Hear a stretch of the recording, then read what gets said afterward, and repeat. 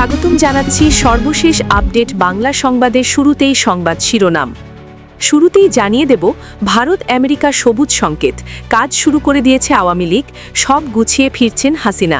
বিস্তারিত থাকছে প্রতিবেদনে। এদিকে আওয়ামী লীগকে বাংলাদেশে ফেরাতে ময়দানে হাসিনা জয়, অন্য ছকে মা ছেলে, বেরিয়ে এলো চাঞ্চল্যকর তথ্য। বিস্তারিত থাকছে প্রতিবেদনে। আরও জানিয়ে দেব, গোপালগঞ্জ ২ জামায়াত জোটকে প্রত্যাখ্যান মুক্তিযোদ্ধাদের। বিস্তারিত থাকছে প্রতিবেদনে। এদিকে বাউফলে জামায়াত বিএনপি সংঘর্ষে অর্ধশত আহত, হাসপাতালে ভর্তি ২৫ জন। বিস্তারিত থাকছে প্রতিবেদনে। আরও জানিয়ে দেব, ৪ দিন বন্ধ থাকবে ইন্টারনেট ব্যাংকিং। বিস্তারিত থাকছে প্রতিবেদনে। এতক্ষণ শুনছিলেন সংবাদ শিরোনাম, এবারে বিস্তারিত। টেস্ট ম্যাচ খেলতে চলেছেন হাসিনা, সিদ্ধান্ত নিয়েছেন দেশে ফেরার। কিভাবে দেশে ফিরবেন, কবে ফিরবেন তা নিয়ে দলীয় কর্মীদের সঙ্গে আলোচনা চালিয়ে যাচ্ছেন। ছাত্রলীগ, যুবলীগ সহ মূল দলগুলিকে এক সুতোয় গাঁথার চেষ্টা চালিয়ে যাচ্ছেন। হাসিনার প্রত্যাবর্তন নিয়ে সম্প্রতি ব্রিটেনের একটি জনপ্রিয় পত্রিকা একটি প্রতিবেদন প্রকাশ করে। সপ্তাহ দুয়েক আগে দিল্লিতে দলনেত্রী হাসিনার সঙ্গে বৈঠক করেন যুক্তরাজ্যের বেশ কয়েকজন নেতা।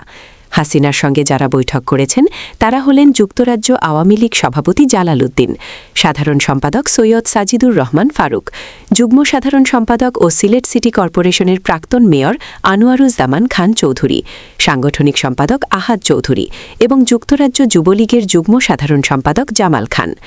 ভারতে তারা ছিলেন এক সপ্তাহ। গত ২৬ জানুয়ারি তারা লন্ডন ফিরে যান।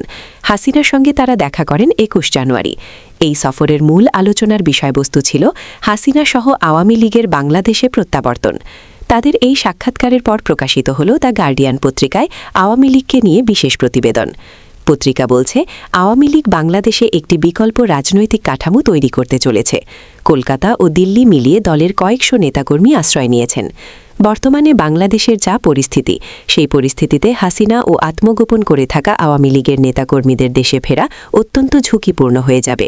সকলেই অপেক্ষা করছে এক মাহেন্দ্রক্ষণের। দিল্লিতে হাসিনা কড়া নিরাপত্তার মধ্যে রয়েছেন, তবে তার রাজনৈতিক কর্মকাণ্ড থেমে নেই। পত্রিকা জানিয়েছেন, হাসিনা দলের প্রবীণ নেতাদের সঙ্গে ফোনে যোগাযোগ রেখে চলেছেন, প্রয়োজন মতো তাদের নির্দেশ দিচ্ছেন। কখনো কখনো কাজ করছেন দিনে ১৫ থেকে ১৬ ঘণ্টা। প্রয়োজনে তিনি দলের প্রবীণ নেতা, অঙ্গ সংগঠনের নেতাদের দিল্লি তলব করছেন, তাদের সঙ্গে আলোচনা করছেন, জানিয়ে দিচ্ছে ভবিষ্যতের রণকৌশল।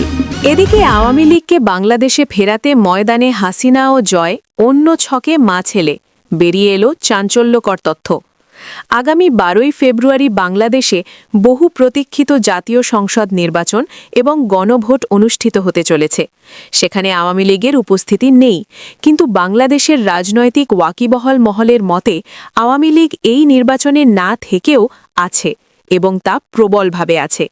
এটাই বাংলাদেশের অন্তর্বর্তীকালীন সরকার এবং তাদের দোসর জামায়াতে ইসলামী ও তার জোট শরিকদের মাথা ব্যথার কারণ। কেন একথা বলা হচ্ছে সেটা নিয়ে একটু আলোচনা করা যাক। মোহাম্মদ ইউনূস সরকার ক্ষমতায় আসার পরই বাংলাদেশের রাজনীতিতে আওয়ামী লীগকে ফ্যাসিস্ট তকমা দিয়ে নির্বাচিত করা হয়েছে। শেখ হাসিনার দলের ছাত্র সংগঠন ছাত্রলীগকে সন্ত্রাসবিরোধী আইনে দণ্ডিত করে বাদ দেওয়া হয়েছে। ফলে আসন্ন জাতীয় নির্বাচনে আওয়ামী লীগ নেই, যদিও ভারত সহ একাধিক দেশ ও অন্যান্য আন্তর্জাতিক সংগঠন আওয়ামী লীগের এই বাদ যাওয়াকে ভালো চোখে দেখেন না। কিন্তু ইউনূসের এতে থোড়াই কেয়ার। তিনি জামাতের সঙ্গে হাত মিলিয়ে আওয়ামী লীগকে নির্বাচন থেকে দূরে ঠেলে রেখেছেন। বিএনপি মুখে কিছু না বললেও এই সিদ্ধান্ত মুখ বুজে মেনে নিয়েছে, কারণ তাদেরও রাজনৈতিক বাধ্যবাধকতা রয়েছে। এই পরিস্থিতিতে আসলে নেমেছে বাংলাদেশ থেকে বিতাড়িত আওয়ামী লীগ, বলা ভালো তাদের সর্বোচ্চ নেত্রী শেখ হাসিনা এবং তার পুত্র সজীব ওয়াজেদ জয়। দুজনেই মুহূর্তে বাংলাদেশের বাইরে। শেখ হাসিনা ভারতে কোনো এক অজ্ঞাত স্থানে অবস্থান করছেন, আর তার পুত্র জয় প্রকাশ্যে মার্কিন যুক্তরাষ্ট্রে রয়েছেন। কিন্তু সাম্প্রতিক ঘটনা প্রবাহ লক্ষ্য করলে বোঝা যাবে দুজনেই বাংলাদেশের রাজনৈতিক পরিস্থিতি নিয়ে অতি সক্রিয়। বিশেষ করে সোশ্যাল মিডিয়া প্ল্যাটফর্মে এবং আন্তর্জাতিক গণমাধ্যমে শেখ হাসিনা এবং তার পুত্র জয় অত্যন্ত সক্রিয়। বাংলাদেশের অন্তর্বর্তীকালীন সরকার আওয়ামী লীগকে ফ্যাসিস্ট তকমা দিয়ে বাংলাদেশের গণমাধ্যমকে কার্যত ফতোয়া জারি করে কার্যত হুমকি দিয়ে রেখেছে, যাতে তারা কোনোভাবেই শেখ হাসিনা বা তার দলের কোনো নেতার বক্তব্য প্রকাশ না করে। এদিকে বাউফলে জামায়াত বিএনপি সংঘর্ষে অর্ধশত আহত, হাসপাতালে ভর্তি ২৫ জন। পটুয়াখালী ২ আসনে বাউফল উপজেলার নদীবেষ্টিত চন্দ্রদ্বীপ ইউনিয়নে জামায়াতের প্রার্থীর মিছিলে বিএনপির নেতাকর্মীদের অতর্কিত হামলা চালানোর অভিযোগ উঠেছে। এতে অন্তত ৪০ জন আহত হয়েছেন। রোববার দুপুরের এ ঘটনাকে কেন্দ্র করে পরে দুই পক্ষের মধ্যে পাল্টাপাল্টি হামলা ও ধাওয়ায় উভয় পক্ষের আরও ১০ জন আহত হন। আহত ব্যক্তিদের মধ্যে বেশিরভাগই জামায়াতের। তাদের মধ্যে রয়েছেন ইউনিয়ন জামায়াতের আমির আনিচুর রহমান ৫৫ বছর ও সেক্রেটারি মোহাম্মদ আমিনুল। ২৫ জনকে উপজেলা স্বাস্থ্য কমপ্লেক্সে ভর্তি করা হয়েছে। তাদের মধ্যে গুরুতর আহত মোসাম্মদ লিয়া জাহান ২৫ বছর, জামাল মৃধা ২২ বছর, দেলোয়ার হোসেন গাজীকে ৪৫ বছর প্রাথমিক চিকিৎসা দিয়ে বরিশালের শেরি বাংলা মেডিকেল কলেজ হাসপাতালে পাঠানো হয়েছে। এর মধ্যে দেলোয়ার হোসেন ছাড়া বাকি দুজন জামায়াতের কর্মী। একাধিক প্রত্যক্ষদর্শী সূত্রে জানা যায়, পটুয়াখালী ২ বাউফল আসনে ১১ দলীয় নির্বাচনী ঐক্যের মনোনীত দাঁড়িপাল্লা প্রতীকের প্রার্থী শফিকুল ইসলামের কর্মী সমর্থকেরা আজ সকাল ১০টার দিকে মিছিল নিয়ে চন্দ্রদ্বীপ ইউনিয়নের চর ওয়াডেল খানকা এলাকা থেকে বিভিন্ন সড়ক ঘুরে ফিরছিলেন। বেলা ১টার দিকে ভান্ডারী বাজার এলাকায় পৌঁছালে পেছন থেকে চন্দ্রদ্বীপ ইউনিয়নের স্বেচ্ছাসেবক দলের আহ্বায়ক আনোয়ার হাওলাদার ও শ্রমিক দলের আহ্বায়ক কালাম হাওলাদারের নেতৃত্বে ৪০-৫০ জনের একটি দল দেশি অস্ত্র ও লাঠিসোঁটা নিয়ে হামলা চালায়। এ সময় জামায়াতের নেতাকর্মীদের পিটিয়ে ও কুপিয়ে আহত করা হয়। এতে তাদের মিছিল ছত্রভঙ্গ হয়ে যায় এবং দুই পক্ষের মধ্যে পাল্টাপাল্টি হামলার ঘটনা ঘটে। ওই সময় কমপক্ষে ৪০ ব্যক্তি আহত হন। এদিকে মাদারীপুরে যৌথ বাহিনীর অভিযানে যুবক আটক, পরে মৃত্যুর খবর পেল পরিবার। মাদারীপুরের কালকিনি উপজেলায় যৌথ বাহিনীর অভিযানে আটক এক যুবকের মৃত্যু হয়েছে।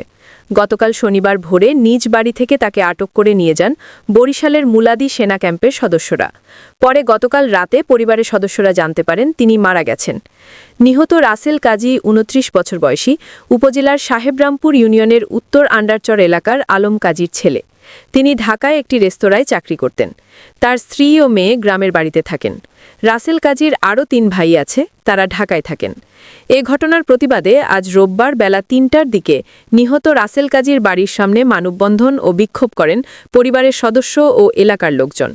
এই সময় তারা অভিযোগ করেন, মুলাদি সেনা ক্যাম্পের সদস্যদের নির্যাতনে রাসেলের মৃত্যু হয়েছে। তারা এই ঘটনায় জড়িতদের শাস্তি দাবি করেন। নিহত রাসেলের বড় ভাই হাশেম কাজী প্রথম আলোকে বলেন, সেনাবাহিনী অভিযানে এসে আমার ভাইকে গাছে বেঁধে পিটাইছে, বাড়ি থেকে বের করে মাঠে নিয়েও মারছে। মুলাদি সেনা ক্যাম্পে গেলে তারা ঘটনা অস্বীকার করে। পরে রাতে কালকিনি সেনা ক্যাম্প আমাকে ফোন করে ক্যাম্পে দেখা করতে বলে, জানায় আমার ভাইয়ের লাশ নাকি ক্যাম্পে আসছে। পরে আমি লাশ নিতে রাজি না হলে কালকিনি থানার ওসিকে দিয়ে ১ লাখ টাকা অফার করে। ময়নাতদন্ত ছাড়া লাশ নিতে অস্বীকৃতি জানাই। তখন ওসি মুলাদি থানায় লাশ পাঠিয়ে দেন। এবং সর্বশেষ জানিয়ে দেব, ৪ দিন বন্ধ থাকবে ইন্টারনেট ব্যাংকিং। ত্রয়োদশ জাতীয় সংসদ নির্বাচনে টাকার অপব্যবহার রোধে মোবাইল ব্যাংকিং সেবা, এমএফএস ও ইন্টারনেট ব্যাংকিং সেবায় সাময়িক সীমাবদ্ধতা আরোপ করেছে বাংলাদেশ ব্যাংক। নতুন নির্দেশনা অনুযায়ী রবিবার ৮ ফেব্রুয়ারি রাত ১২টা থেকে ১২ ফেব্রুয়ারি রাত ১১টা ৫৯ পর্যন্ত মোট ৪ দিন ইন্টারনেট ব্যাংকিং সহ বিভিন্ন ব্যাংক অ্যাপের মাধ্যমে ব্যক্তি থেকে ব্যক্তিতে P2P টাকা পাঠানো বন্ধ থাকবে। রবিবার বাংলাদেশ ব্যাংকের পেমেন্ট সিস্টেমস ডিপার্টমেন্ট 1 থেকে জারি করা নির্দেশনায় বলা হয়, আসন্ন নির্বাচনে এমএফএস ও এনপিএসপির আওতাধীন আইবিএফটির মাধ্যমে লেনদেনের অপব্যবহার রোধে সোমবার ৯ ফেব্রুয়ারি রাত ১২টা থেকে বৃহস্পতিবার ১২ ফেব্রুয়ারি রাত ১১টা ৫৯ পর্যন্ত ৯৬ ঘণ্টা এসব সেবায় সীমা নির্ধারণ করা হয়েছে। এছাড়া নির্বাচন উপলক্ষে এমএফএস সংক্রান্ত অভিযোগ গ্রহণ ও নিষ্পত্তির জন্য প্রতিটি মোবাইল ফিনান্সিয়াল সার্ভিস প্রোভাইডারকে নিজস্ব কুইক রেসপন্স সেল গঠনের নির্দেশ দেওয়া হয়েছে।